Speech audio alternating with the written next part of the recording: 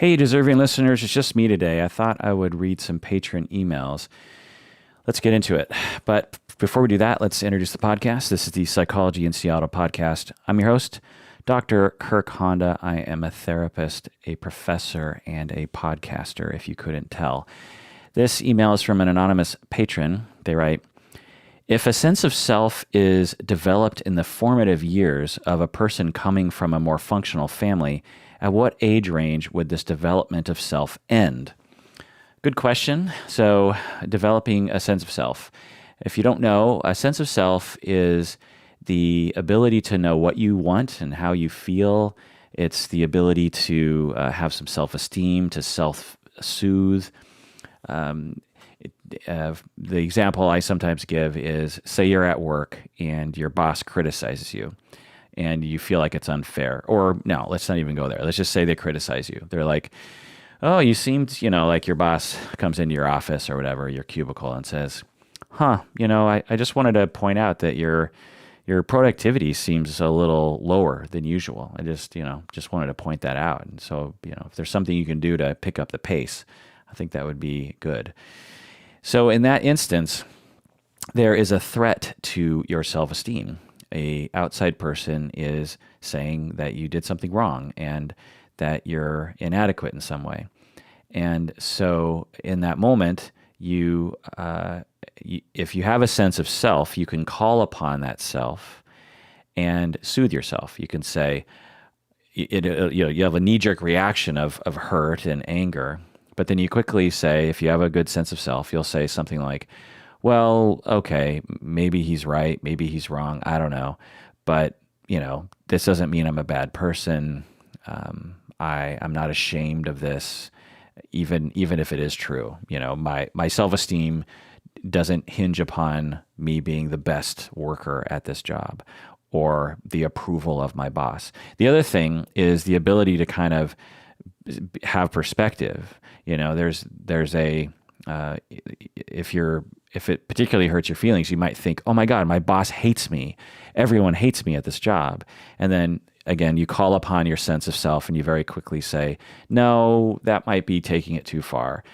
There's no evidence that my boss hates me and that everyone hates me. It's possible that my boss really likes me, but just has this one complaint, and it's not a big deal. It's okay. So that's what a sense of self gives you. And you develop a sense of self when you're young, during the years of between 0 and 4 or 5.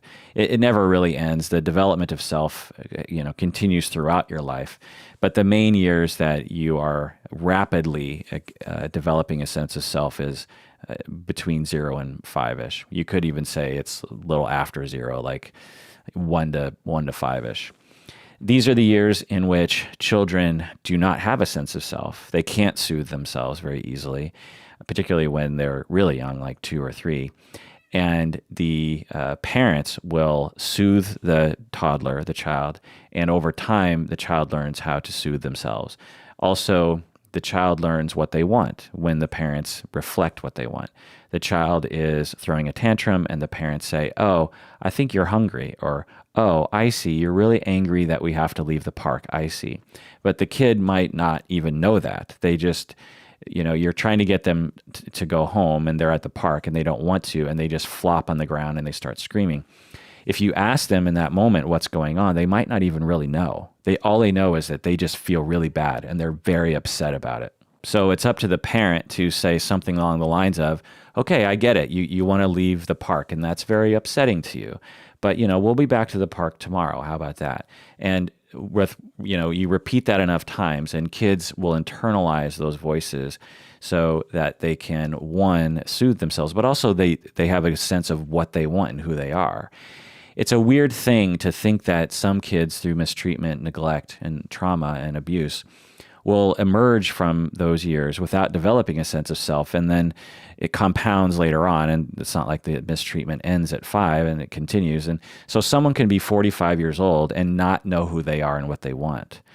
And there's a spectrum too. Some people have some self, and some people have more self, and some people have a very robust sense of self, and some people have zero sense of themselves. These are people that are higher on the spectrum of personality disorders usually. So going on with the email here.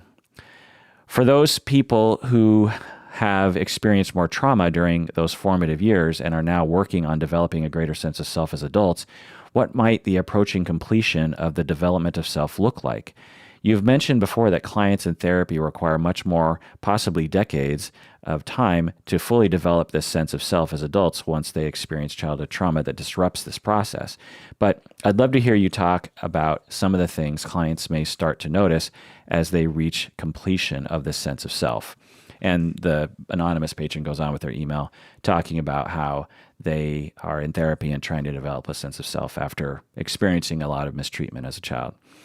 So I think I've talked about this in the past a little too simplistically, or maybe even I thought about it in a simplistic way. Your email prompted me to really think about operational experiences with clients with regards to this development of self. And the reality is that there are some people who go through a tremendous amount of mistreatment as children. They enter therapy. So I'd say there's two categories, two sort of broad categories. And so or on the spectrum, there's two zones on the spectrum that are worth talking about in terms of this lack of self that I've experienced. Some people have experienced tremendous mistreatment and neglect. And when they enter therapy, they seemingly have very little sense of who they are and what they want and have a really hard time soothing themselves. And so they have a fairly elaborate coping scheme where they either avoid or move in to people too fast, or they just have a really hard time managing relationships and become easily hurt, and they will either avoid or they'll attack. So you have narcissistic people avoid, borderline people tend to attack, and or they're passive aggressive dependent. There's all these different coping skills that was learned very early in life. And with some of these people, what I've found is that with a little bit of therapy, just even like 1 or 2 sessions sometimes, they seem to develop a sense of self, or at least enough sense of self, very quickly. And my estimation is those people had enough security during those formative years to give them at least some foundation upon which as that they can stand on when they begin to work on their sense of self. So I've seen that. I've seen some people go from 0 to 50 on a scale from 0 to 100 in terms of a sense of self within a couple sessions or maybe like a few months or something. And that is very gratifying. It's really great to see that. But there's this other category of people, and I suspect they were much more mistreated. It's hard to put things on a spectrum, but they experienced it much more worse. It was much more consistent, and there was no oasis, like a grandparent or something, from the mistreatment. And so, and the mistreatment might have extended throughout their life. These people, I have found, they have a much harder time developing a sense of self. These people are more, they're higher on the scale of personality disorders, and it takes a long time. It can really take a long time. So it kind of depends. So you can, an easy way to suss this out, a very quick test that I thought of right now is to think about your career. When you think about your career, what it's been so far, has it been your choice? Is it what you want? To people with a sense of self, they might have a complicated answer to that, but they'll have an answer to it. They'll be like, well, yeah, I mean, I like my career, but I had other ideas of things that I wanted to do. But the decisions that I made, this is where I am right now. Or they'll say, yeah, absolutely, this is exactly what I want to do. Or they'll say, no, I really don't like my career at all. So the response the quickness or the clarity of the response will indicate a higher sense of self. If in your mind, when I ask you to think about your career and to think, was it your choice? Is it what you want to do? If your responses tend to not really answer the question, which is what I get from some people, then that is a litmus test possibility of an indication of you're lower on the spectrum in terms of a development of self. Things that I'll hear from people who lack a sense of self when I ask them about their career, they'll say things like, well, it's a good career and I make money. And I'll say, well, but is it what you wanted? Is it what you wanted to do with your life? They'll just say, well, what do you mean? I don't get, why are you asking me if it's what I want? Well, I don't know. I'm just wanting to know, like, is your career a decision that you made? Does your career resonate with you? You're spending all this time. Is it something that you really want to do, or is it not? And they'll be like, well, I don't know. Does anyone really care about their career? So they're not avoiding the question. They just don't know how to answer it, because the fact is that when they turn their inner eye on the self to ask, to know what you want, you have to observe you. You have to turn your attention to you. And if you can't see anything, then you don't know how to answer that question. And you don't even know the basis of that sort of question. And so that's what I've seen from people with a lack of self. They will answer it either in a way that is sort of confused. They just don't even know what you're asking, or they're really quite terrified of the question, because when they turn their inner eye inward to themselves, they don't see anything. They just see a big black abyss. And that's very scary to people. It's very terrifying for people to feel as though they're empty on the inside. You'll hear people say, I'm empty, I'm broken. And I'm here to tell you that if you're one of those people, you are not empty, you're not broken, you just are not connected to what you want. There is something there. It's just that, think of it as a bedroom with the lights out. There's stuff in the bedroom. There's a bed, there's a dresser, there's pictures on the wall, there's rug, there's pillows, there's your clothes. There's a lot of things in your bedroom. But when you look inside, the light isn't on, so you see nothing. There's nothing in there, seemingly to you, but there actually is a lot of things in there. If you lack a sense of self, you lack the sense of self, but you actually do have a self. You just don't know, you just can't access it. For people who have a sense of self, the lights are on. They look in their bedroom and they see, oh, there's a bed, there's the dresser. They see it very quickly. But for people who lack a sense of self, you have to, there is no easy way to turn the light on very quickly. And so through corrective experiences and through continually asking yourself what's in, maybe another way to think about it is like just going off this analogy, which I don't know if it's going to work, but you could say like we're all in the dark when it comes to the self. And so over time, what we all do, there's no light for any of us. But over time, what we all do is we go into the bedroom and we kind of feel around like a blind person trying to figure out, oh, I think this is a dresser. Oh, that's a bed. Okay. And you get a sense of the lay of the room because you've gone around and felt everything in the room. Well, for people who lack a sense of self, they just haven't done that, maybe at all. They've never ventured into the darkness to feel out what's going on in there. So for people who have a sense of self, they've done it enough times that you just ask them and they'll be like, oh yeah, there's a dresser in that corner. I know that because I've wandered the darkness and found things in there. And so I know that they're in there. Whereas someone who lacks a sense of self, you say, what's in the room? That they'll just say, there's nothing in the room, even though there are things. And so the way that this analogy works is that for people who lack a sense of self, there are feelings in your soul. There are needs, there are wants, there are ways to soothe yourself. You just haven't accessed them enough times to know that they're there. So you just say, well, there's nothing in there. I have nothing about myself that is real, and I'm empty and broken. And it's like, no, you're not empty. You haven't ventured into the self enough. And so an activity in therapy and for outside of therapy that I assign people to do is just to walk into that dark room and feel around. Operationally, what this means is I'll ask clients, how do they feel? I'll say, about career, for example. I'll be like, how do you feel about your career? And they won't know how to answer that question at first. And I'll be like, okay. And I'll say, like every answer you just gave me is fine, but none of the answers you gave me really tells me what you want and how you feel about it. Now, you might not know how you feel about it, but I want you to really feel around. I don't use this analogy, but I'll say, I want you to really just think about how you feel about your career. Just ask the question. And they'll say, well, what if I don't have an answer? That's terrifying. What if there's no answer to that question? I say, that's fine. We have to start somewhere. And where we start is we ask the question. And I will ask the question. I will continually ask you what you want. How do you feel? Do you want to be in your marriage? How do you feel about being married? Do you want to live in that house? How do you feel about living in that house? They might say at first, I don't know. I don't know how I feel about it. I don't have access to those things. Do other people have access to those things?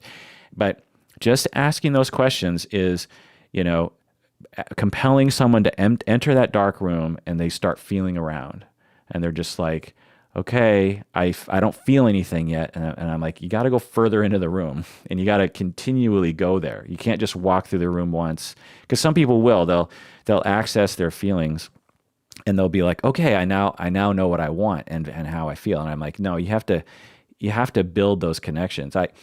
I'm guessing that, and we don't have a way of really evaluating this yet, but I would speculate based on what I understand about brain and neurons, is that there are pathways in the brain that are either weak or not even there, that connect the observing self with emotions and what you want and how you feel about things. Because when you're not necessarily born with those connections, and it actually is developed when parents reflect to children how they're doing, like I said about earlier. And it's like, oh, I get it. You are really upset that you have to take a nap, and you don't want to take a nap. I get that. As you do that to kids, they start developing these pathways of observing the self and knowing what the self needs, knowing, how the self is feeling. So you don't have those connections, but also it becomes a coping skill to actually not know what you want. Because if you're being mistreated later in life, like at the age of 10, it actually is functional for you to not know how you feel about things. Because if you don't know how you feel, then you won't experience the full brunt of the trauma. You'll experience it as very uncomfortable, but you won't actually know how you feel about it. And so that helps to some extent. It softens the blow. And you might also really want deep down to be loved. You might want deep down to be treated with respect.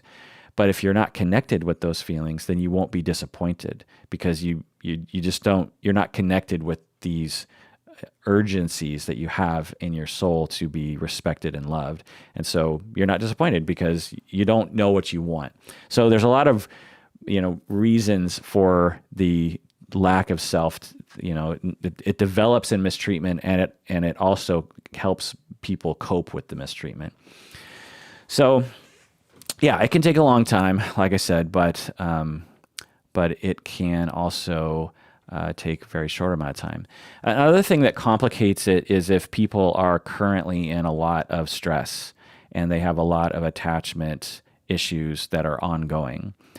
Really, you take anybody and you put them in a difficult relationship situation where they don't feel like anyone really supports them, then you're going to see more people edging towards the lack of self spectrum.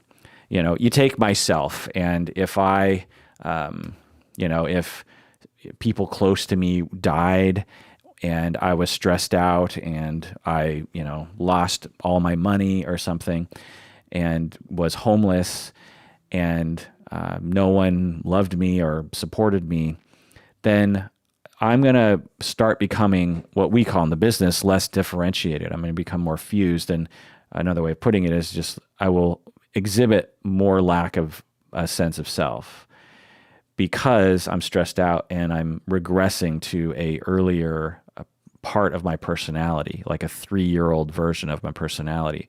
Plus, as I said, it's actually functional to be disconnected from that stuff, because if you don't know what you want, then you can't be disappointed. Anyway, hope that answers the question. Let's read another email. Okay, this next email is from patron Serenity. We met Serenity at the live event in January. Good to have met you. She writes, recently the California legislature passed a new law allowing mentally ill defendants to be diverted out of the criminal justice system instead of being prosecuted. Mental health diversion basically means that the defendant is ordered to complete some kind of mental health program, and if they complete the mental health program successfully, then the charges against them will be dismissed. A defendant with any DSM diagnosis may qualify for a mental health diversion under the new law, with 3 exceptions: people who have antisocial personality disorder, people who have borderline personality disorder, and people who are pedophiles. These are the only 3 ones that are excluded from mental health diversion benefits. Everything else is eligible. It mostly shows that the legislature in California, they hate people who have borderline, antisocial, and are pedophiles. Not sure how the legislature decided on that. It probably has problems, but it could also help a lot of people. Using prisons as warehouses for mentally ill people isn't really a good solution. The DAs are up in arms about this statute. They think it's going to let all kinds of criminals go unpunished, and counties don't want to implement it because it costs money. End of email. Yeah, interesting. So there's a lot of nuances to this. So on one hand, I think it's a wonderful thing if someone is, for example, psychotic, and they, while they're psychotic, they commit a crime, like they assault someone or they steal something. That there are people who, in the midst of a psychotic episode, might believe that the 7-Eleven is theirs. They could be like, "That's my 7-Eleven, and everything in it is mine, and I'm going to take what's mine."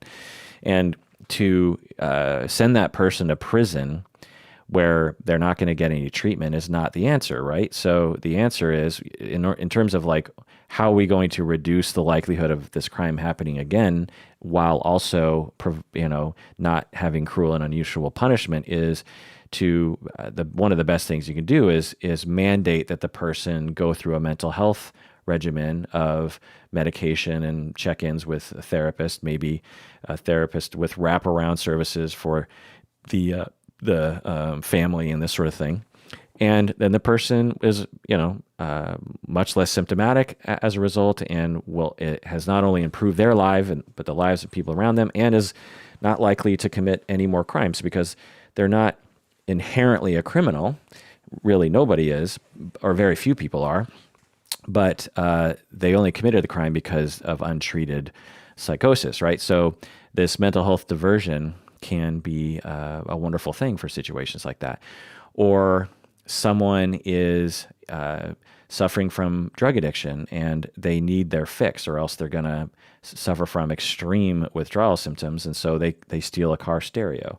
And so for this person, going to prison is probably not going to really help. What's really going to help is for them to be treated for the various different reasons that compel them to use substances to begin with. Maybe it's trauma.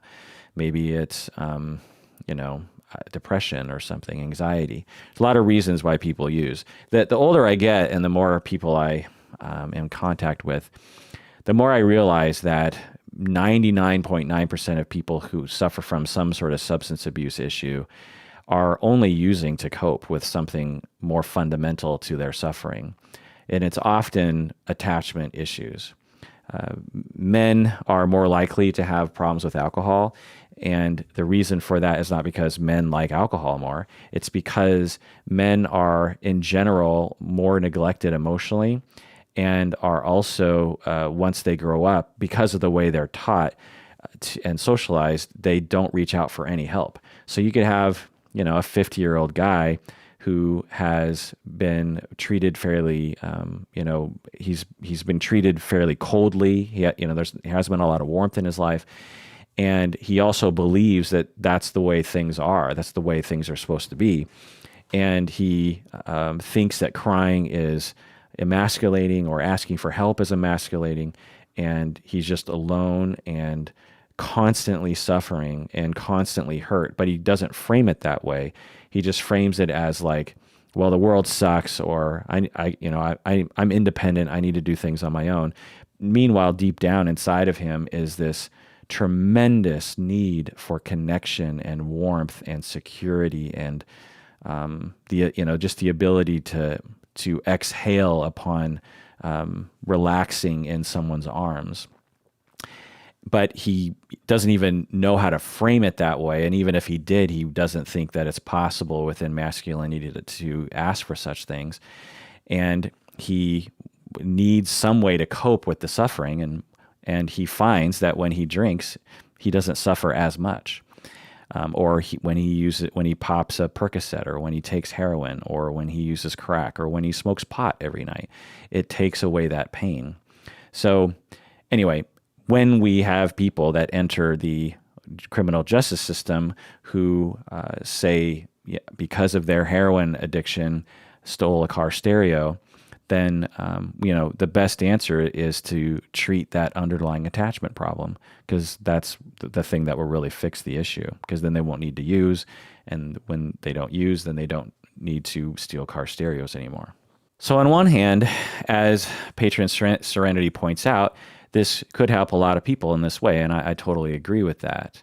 But on the other hand, it's also kind of funny, because whenever the courts are involved in DSM diagnosing, even if they have experts and psychologists that provide those diagnoses and those assessments, I always get a little, am a little scared of that. Because as I often talk about, these diagnoses, they're not real things, right? It's not like cancer. When you are diagnosed with cancer, you can actually find the cancer in your body.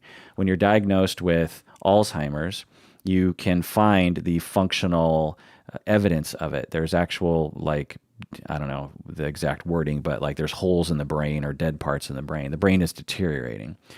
When you have Parkinson's, similar sort of thing. When you have hair loss, then all you got to do is look to your head and say, hair's falling out of my head. I've been diagnosed with hair loss syndrome, or whatever medical people call it. Or you are diagnosed with, HIV. Well, under the microscope, we found the evidence of HIV virus in your bloodstream, or I don't know exactly how they determine that, but there's physical markers of syndromes and of disease and pathology. In psychopathology, there's nothing like that, unless you're talking about, say, Alzheimer's. If you're talking about depression or anxiety or even psychosis, there's nothing to determine that for sure this is what's happening. People can fake it. There's been many cases of people faking it. People can misunderstand, assessors can misunderstand things. They can blow things out of proportion. And I took a number of courses in my doctoral program on forensic psychology, and a lot of the sorts of jobs that forensic psychologists do, that I guess I'm sort of qualified to be a beginner in that field, but decided I didn't want to do it because it just wasn't very interesting to me. But a lot of what they do is someone will be charged with a crime, and the state will ask a psychologist to assess that suspect to find out if they were sane at the time of the crime, or that they're fit to stand trial. Because if you're significantly unaware of certain things due to psychosis or whatever, then you are treated differently either at the time of the crime or even during the time of the trial. And what I found was a lot of these forensic psychologists, because their job sort of depends on it, they are very sure about their findings. These forensic psychologists will spend, a couple hours with someone, and they'll make a determination, and they'll write up a psychological report, and they'll administer tests and blah, blah, blah. And they put a stamp on, they say this person is, they are competent to stand trial, or this person was absolutely, mentally ill at the time of the crime, or significantly symptomatic at the time of the crime, and therefore that should be taken into consideration for the trial. And again, what I find is these psychologists are 100% sure of what they are what they are saying. The funny thing is, when you actually watch these cases, is a couple other psychologists will come in and assess the same person, and depending who is paying for the service, they will find something completely different. And that psychologist will also be 100% sure of what they're saying in their report. And who's to say who's right and who's wrong? Well, you can't, because it's too squishy. It's too much of a gray zone. There's not a cancer cell to find. Someone can say, this person was so psychotic they did not understand the difference between right and wrong when they killed that person. Because the thing is you can be psychotic or you can be depressed at the time of the crime, but the issue is did the mental illness make it so that you couldn't think rationally in that situation? Just because you were depressed doesn't mean you can kill people, for example. But if you're depressed to such a level that and you're so symptomatic that you can't think straight, then that changes the way that the law treats you in general. And that's kind of what this California legislature is talking about. And so so it comes down to this determination of, well, where's that line between someone who is psychotic and understands right and wrong and someone who is psychotic and doesn't understand right from wrong? And how do you determine that? Well, a major way that you do it is you ask the accused, what they were going through at the time. And, that's a self-report thing, and it's hard to know. So when I see courts dealing with these extremely squishy concepts in a very concrete manner that determines the course of someone's life, I get scared of what can happen in situations like that. Because there's likely to be no one in that courtroom who understands the nature of DSM diagnosing, that it is a squishy thing. And the judge, the jury, the lawyers, the defendant, they all assume that diagnosing in the mental health field is a hard science, when it's not. And the criminal justice system kind of depends on that false notion that it is a concrete thing. Of course, you're going to find exceptions to that in forensic psychologists and in courtrooms, but in general, I find that the way that judges and lawyers talk about mental illness, they are naturally completely ignorant of what it is. I mean, frankly, I find a lot of clinicians to be completely ignorant of how to understand diagnosing. And even in what I'm saying right now, there are nuances depending on the diagnosis. The difference between low-grade borderline and not qualifying for the diagnosis is very squishy, for example. But when someone has PTSD, it doesn't take me very long to realize that they have it if I'm given enough time. And that's a real thing. It's a very distinct experience to have PTSD. It's extremely distinct. So is true ADHD, which most people diagnosed in my experience with ADHD actually don't have ADHD. And many people who have ADHD have never been diagnosed with it. ADHD is a very interesting diagnosis that manifests in a lot of different ways. But once I see it, I really see it. You'll find if you take someone that I've diagnosed with ADHD and you send them to someone else, they might see something different. Even if we both used, quote unquote, objective measures, right? These objective measures are often self-report and observation based. And so it's like, how do we really know? So I get a little worried when courts start throwing these things around. And the other issue is that you're saying that in California, everything in the DSM qualifies. All the personality disorders, all the mood disorders, all the psychotic disorders, I suppose ADHD is included in there, conduct disorder, eating disorder, substance use, everything, I don't know how many pages DSM-5 is, but like 800 pages or something. Everything is excluded except for 3 labels: antisocial, borderline, and pedophilia. Now, pedophilia, I guess, I understand that because of the way that culture works these days. I've talked before about how the way our ethics and the way the privilege of confidentiality works in general is that if a client tells us that they've committed a crime, we don't report them. If they, killed someone or they sold crack on the corner, we can't report them. We can't even. It's actually against our ethical codes and against the law that we actually reveal that. Clients deserve confidentiality, and so except for this. And particularly in some states like California that have actually passed laws stating this, is that if our clients have committed a crime regarding pedophilia, like if they've looked at child porn on their computer, we might have to report that. And so there's something about that thing that, it's like if someone came to me and said they killed their spouse, they come to me like, I killed my wife. I can't tell anyone that they did that.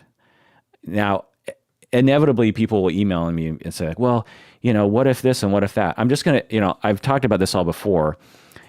When people come to us, it's a confidential relationship. There are very rare circumstances in which we break, confidence. So if someone in general comes to us and says that they killed their spouse, we can't tell anybody about that. And yet, if they said they looked at one picture of child porn on their computer, we might have to report that. And we could all agree that killing your spouse is a more horrible act to our society than someone having looked at one picture of child porn on their computer. They haven't actually harmed any other kids in their, in real life. They've looked at a picture. I'm glad that's illegal, and I'm glad that people are prosecuted for looking at child porn on their computer. Absolutely.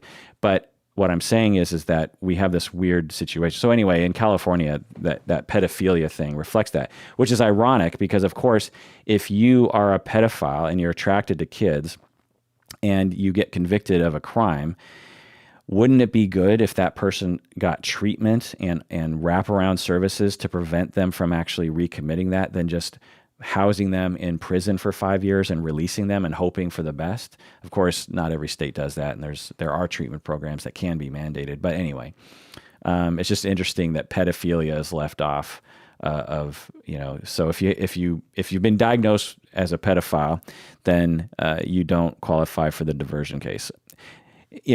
Having said that, I'm guessing that in California, even if you don't go through diversion, you still could be mandated to go through treatment. I'm not saying that anyway. But the real weird ones to me are antisocial and borderline, particularly borderline. I mean, I guess antisocial makes sense to me because if someone lacks empathy truly and they go through diversion, the chance that that's going to help them to not reoffend isn't very high. Well, even as I say that, I don't know if that makes a lot of sense. Certainly, I can imagine someone with antisocial going through diversion and learning their lesson. Even though they don't have empathy, there are ways to actually help psychopathic people develop a fake sense of empathy to keep them out of trouble. Because people with antisocial, people with psychopathy, they don't want to be in trouble. They want to live their life, and so that's one way that you can motivate them. And maybe a diversion program would help them with that. I mean, therapy can help people with that. But the borderline thing is bizarre, and I just can't imagine why you would put borderline on that. It's such a weird thing. Someone is traumatized, sexually abused, abandoned, mistreated, neglected as a child significantly. They grow up with severe relational trauma, and as a coping skill, they are extremely preoccupied in terms of their attachment style. And they are hurt very easily and even somewhat delusional when someone hurts them. And they react out of that and might commit a crime. Like a common one is actually to become violent and controlling of your spouse. And so let's say you get convicted of that crime. Well, wouldn't they, the way I framed it, shouldn't they be eligible for the diversion program just like someone who had psychosis and committed a crime? Shouldn't we give them some allowance? The other thing is passive-aggressive personality people or histrionic people or narcissistic people for that matter are just as prone to these kinds of reactions and I'm guessing, the same sort of crimes as someone with borderline. It's not like narcissistic personality disordered people are somehow that vastly different from borderline, such that the diversion it should be allowed for someone with narcissism and not for someone with borderline. That one just is really bizarre. And I'm guessing that the criminal justice system must have a different sense of borderline. Like they must have people labeled with borderline that are quite specific, I'm guessing. I'm not quite sure. Or the advisor, I'm sure that when the California legislature passed this law, they must have had an advisory committee of clinicians and psychologists. Maybe even there's some people on the legislature who are actually clinicians themselves, and those clinicians must hate people with borderline or must think that borderline people cannot be treated, that kind of thing. So, or have experience with only the most severe people with borderline. So I don't know. It's interesting. All right, let's take a break. What do you say?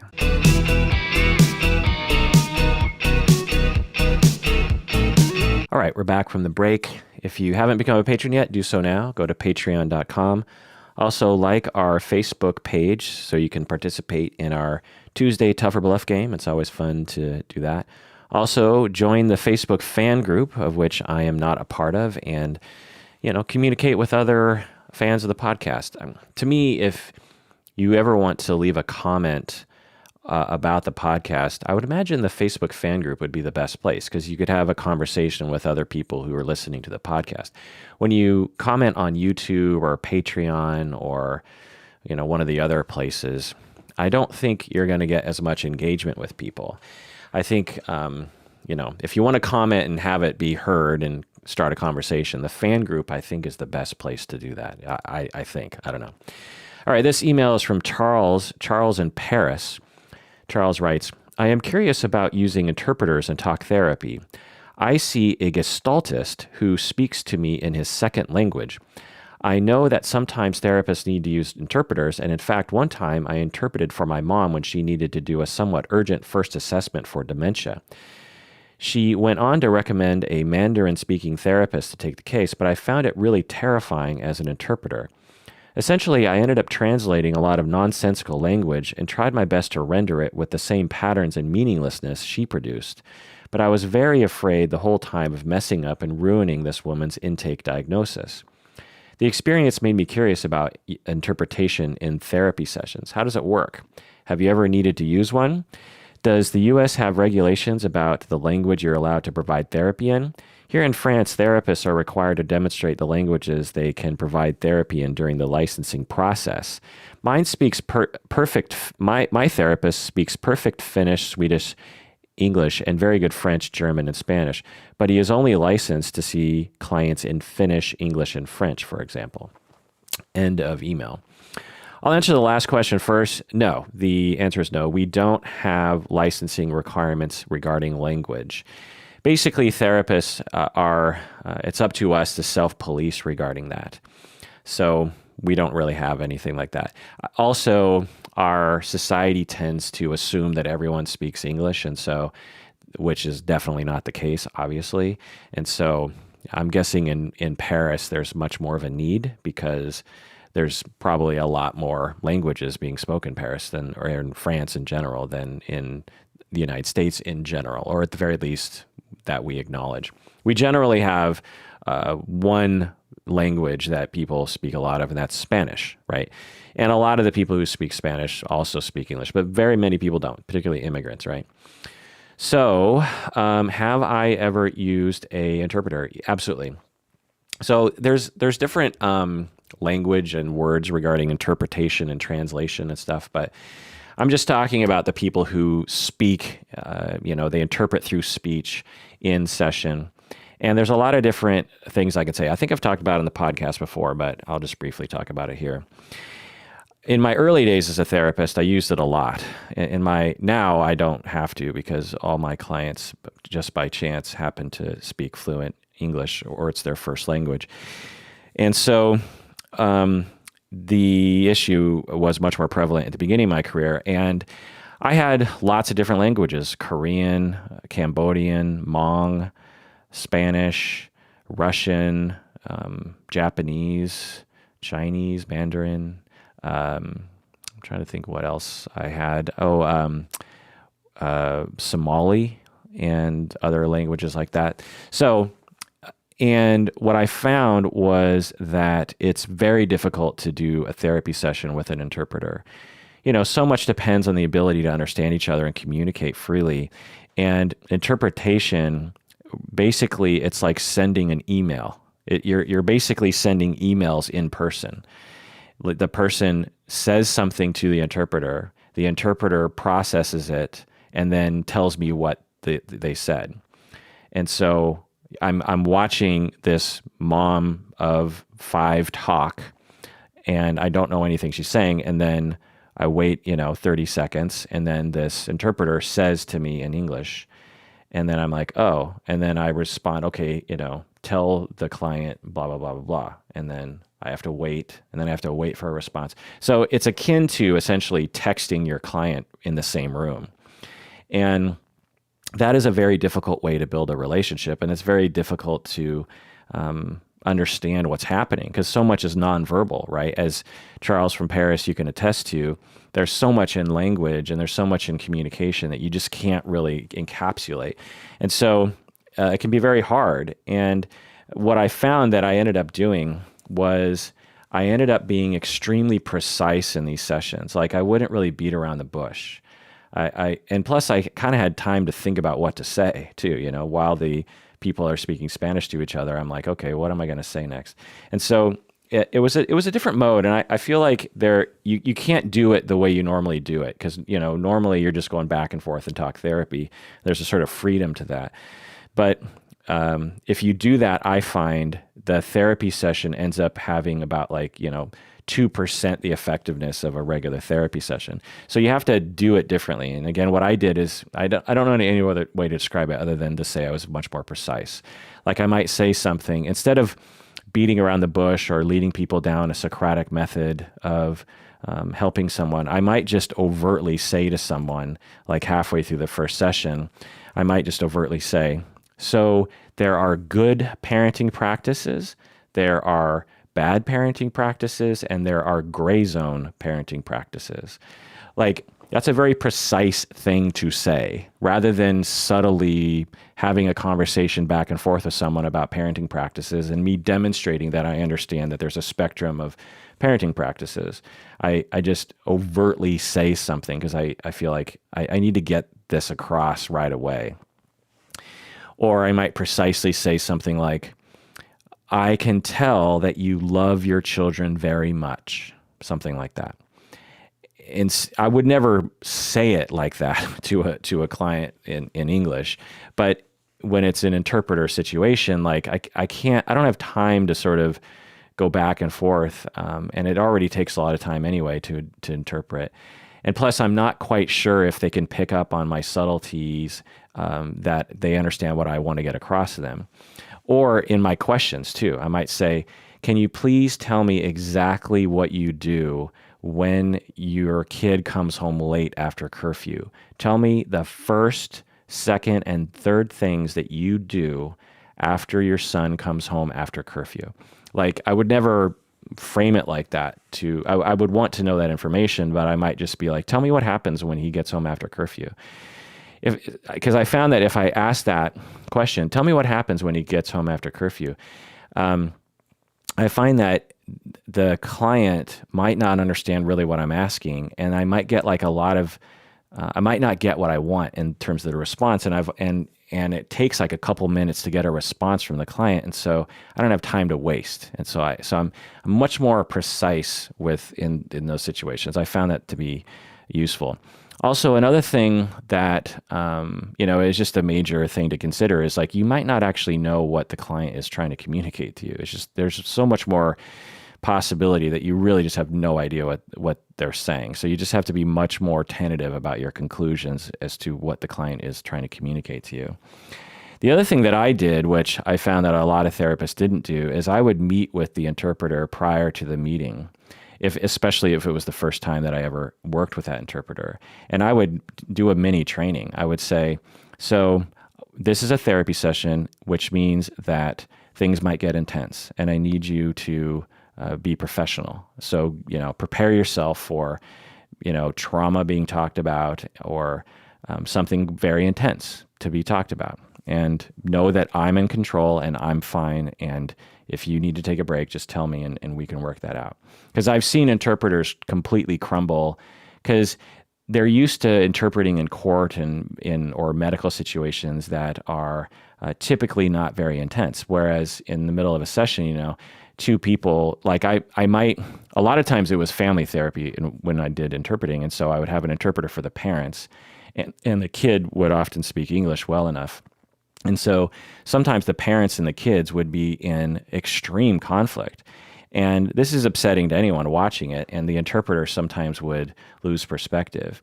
Sometimes the interpreter would actually get involved in the conflict. I had this one, I think it was a Somali family or an Indian family, not sure, where the interpreter was also, I think, a pastor at a church nearby that the family might have even gone to. I'm not sure. Because, sometimes with the people who interpret, they are from that community because they're some of the only people in the area who speak that language. And so they might know the clients, or they might think that they know the clients. And the interpreter started yelling at the kid. And I completely lost the family because the interpreter started, overstepped their bounds and started getting into a conflict with the kid, calling the kid like, impertinent, and that the kid needs to obey their parents and that kind of stuff. And the kid just looked at me like, I'm out. And I never got the kid back after that.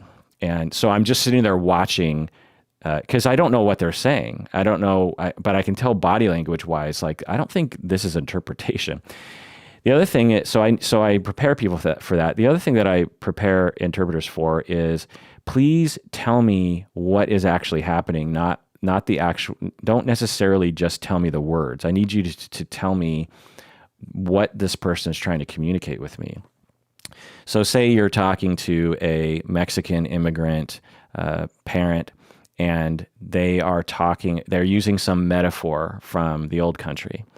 And the interpreter just, verbatim recites the idiom, the phrase, and I don't know what they mean. So and to some interpreters, that's what they think they're supposed to do. But I tell them, don't do that. Tell me what the person is trying to tell me. Like, what the best interpretation that I like is when an interpreter turns to me and says, so I think she's trying to tell you this, instead of just saying the phrase. If saying the phrase communicates, then great. But sometimes I'll have an interpreter that'll just be like, so, what she's getting at is this. I think this is what she's trying to tell you. That's more helpful to me, because in therapy, I need to know that. The other thing is once I found interpreters that I liked, I would try to make sure that I worked with them ongoing. There was this one Spanish interpreter that I worked with a lot. And I'm still friends with them on Facebook, I think. But anyway, yeah, so it can be kind of rough, but sometimes that's the only option you got. And I find that in Seattle, for whatever weird reason, at least in my anecdotal experience, the industry of psychotherapy at agencies doesn't really capitalize on the fact that a lot of therapists are bilingual or speak multiple languages. I've had supervisees who spoke Spanish fluently as a second language. They spoke English as a first language.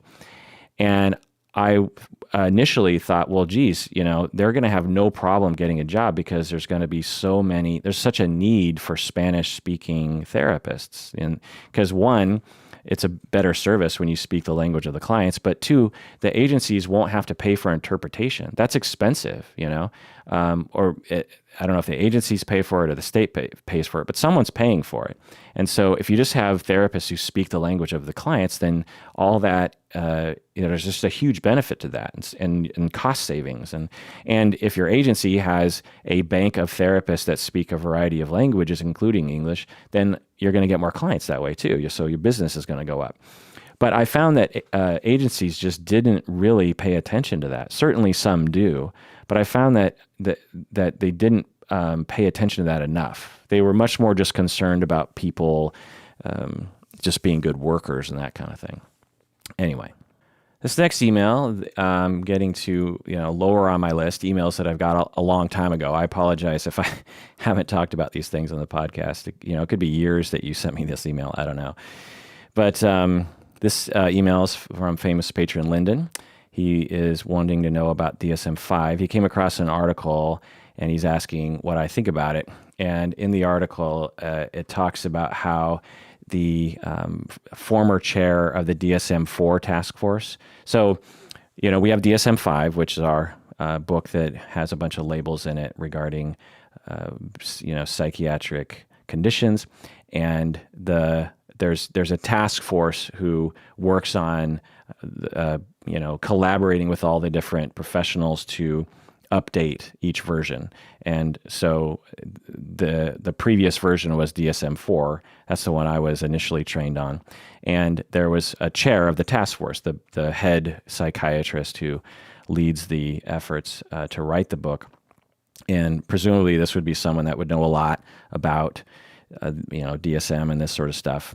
And this person came forward, when DSM-5 came out, and essentially said this: my best advice to clinicians, to the press, and to the general public is to be skeptical and don't follow DSM-5 blindly down a road likely to lead to massive overdiagnosis and harmful over-medication.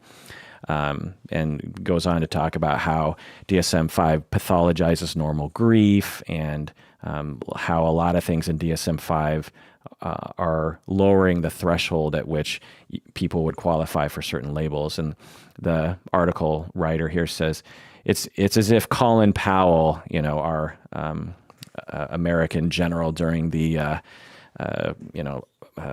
or wait, would this be Colin Powell when he was defense secretary? Anyway, almost as if Colin Powell were to advise U.S. Defense and State Department employees to not blindly follow administration orders.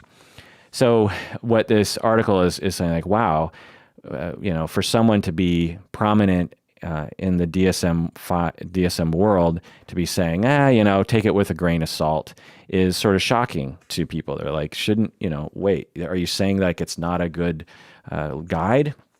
And there's always, every DSM version has always had tremendous debate. There are, the whole history of the DSM and even before the DSM, because this thing that we do is a gray zone, and because a lot of things depend on how we define these conditions, there has always been fighting and there's always been disagreement. And there has always been a section of people who don't even use the DSM. I have colleagues who don't even use it. They take private pay. They don't use medical insurance. So all their clients pay, $100, $150. They just write a check every session. And therefore, the therapist doesn't have to diagnose them at all. And so for, decades, they haven't even cracked the DSM. And they, do that partially because, just the way they practice, but also some people do it because they just hate the DSM. They just think it's not a good way to see human beings. And I can absolutely sympathize with that position. And but at the same time, I think to me, the DSM essentially is one example of a publication, and there are many, that puts together the prevailing consensus notions regarding labels of psychiatric conditions. That's all it is. It's just the consensus of a particular group of people. It's not the only way to see things. And I don't know if anyone writing the DSM would claim that everyone should just blindly follow the DSM. It's a gray zone. It's a squishy thing, and we all just need to think about what all that means. For example, in the DSM-5, they lowered the threshold for which someone can qualify for a drug disorder, like cannabis use or alcohol use disorders, and so people can qualify for these conditions at a much higher rate. So someone who just barely has an issue with cannabis can qualify for a label in the DSM. But we have to think about what that means. Just because someone qualifies for a label in the DSM doesn't mean that we automatically have to do something about that. So we just have to know that, okay, if this person is on the light side of that diagnosis, then maybe we don't need to do anything with them. Maybe we don't need to actually recommend intensive outpatient. Maybe they need to qualify for the moderate range in that disorder in order to recommend that they or force them to do intensive outpatient. These are the sorts of decisions that courts and clinicians will make, is like certain thresholds for forcing someone to go to drug treatment, or certain thresholds upon which you would start applying a medication. And so everyone just needs to understand that just because someone qualifies for a label doesn't mean you just automatically do something. You need to take the full person into consideration and the severity of the condition. And so, that's always been true. And if DSM-5 kind of lowers the threshold in a lot of labels, then everyone just needs to understand that. They say, okay, well, now this label doesn't mean exactly what it used to mean. And so we just have to adjust our practices because of that. Also, in general, when therapists are looking at people, in my experience, they don't define them by diagnoses, by DSM diagnoses.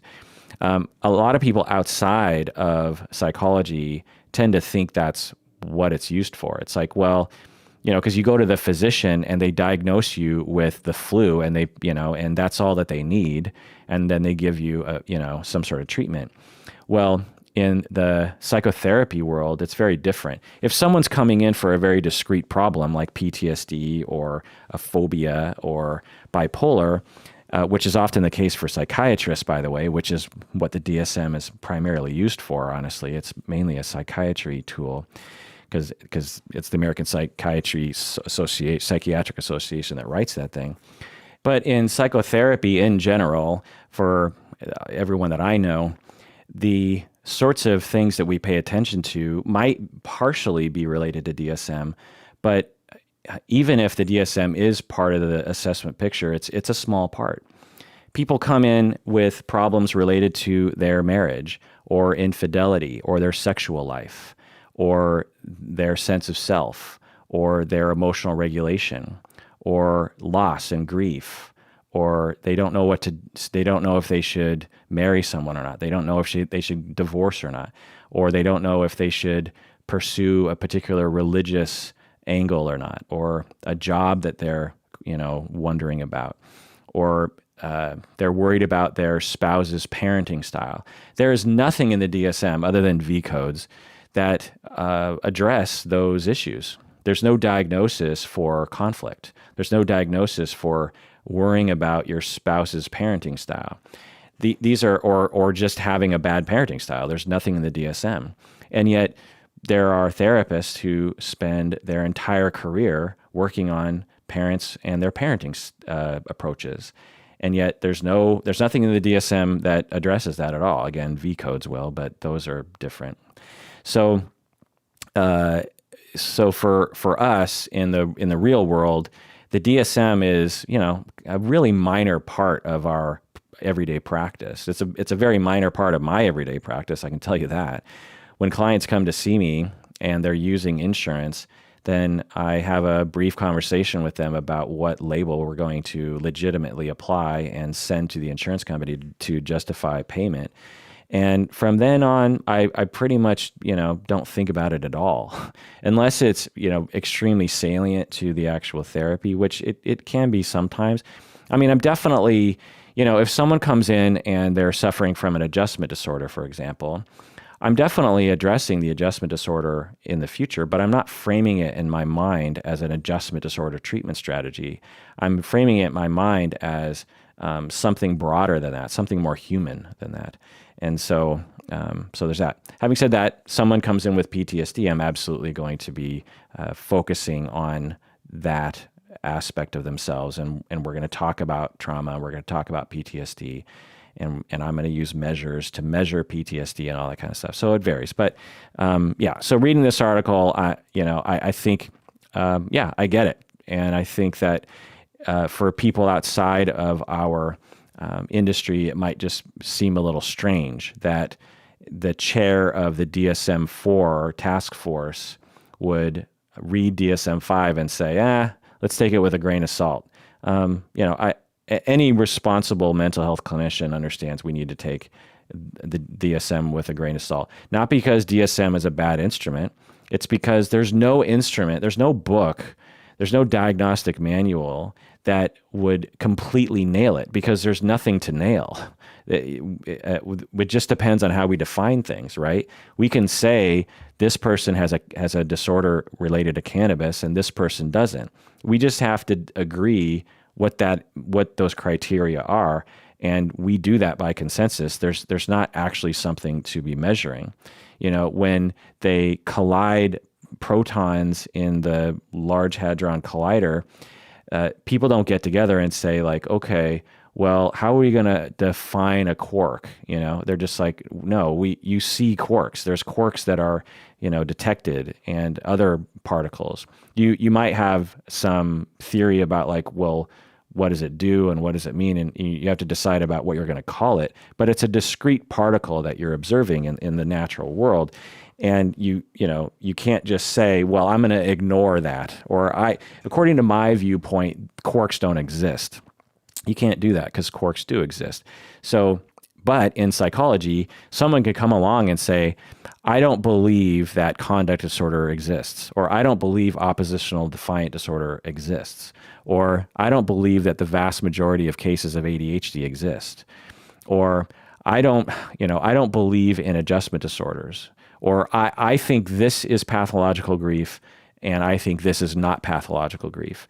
You can't fight against that. You can have a conversation around the political and clinical implications of that point of view, but no one can say that someone's wrong. It's just you define it. And so any book that comes out that tries to do that is going to, it's going to be some people's take on the consensus, and it's not going to have a consensus. And honestly, that's a wonderful thing. Our field is very squishy, and I like the fact that, it remains that way. And there's no way to make it unsquishy. I wish it wasn't squishy, honestly, but there's just no way, given our current technologies or the ability for our brains to understand itself, to make it unsquishy. Anyway. So let's just adjourn there. That does it for that episode of Psychology in Seattle, in which I answered some emails. I always like doing this sort of thing. I've got my pages down to about 29 pages, so let's see if I can get that down even further in another episode. Thanks so much for emailing. It's always great to get your interesting emails and your interesting questions. I find that when I respond to your questions, they are probably the sort of questions that a lot of people are wondering about, right? So if you have a question, let me know. As always, I always appreciate things that are not deep dives. I have a list of like 30 deep dives I have to get to. So unless your deep dive is something that's obviously something I need to be looking into, don't send me any deep dive questions. I mean, you can do it, but just know that it'll get put at the end of a very long list. But short questions are appreciated. Little questions like, I self-disclose this in therapy. What do you think about that? Or, what's the ethical implication of this or that? Or, how does, when you develop a sense of self, or I think I've developed a sense of self. Here's why I think that, what do you think? Does it sound like I'm developing a sense of self? Those little questions, they're big questions, but they're quick for me to answer. So feel free to send those, please. Thank you. And please take care of yourself, because you deserve it.